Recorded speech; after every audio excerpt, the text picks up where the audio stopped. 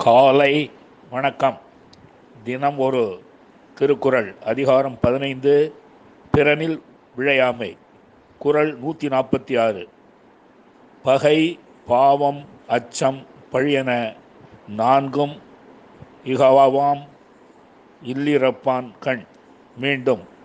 பகை, பாவம், அச்சம், பழியென நான்கும் இகவாம் இல்லிரப்பான் கண்.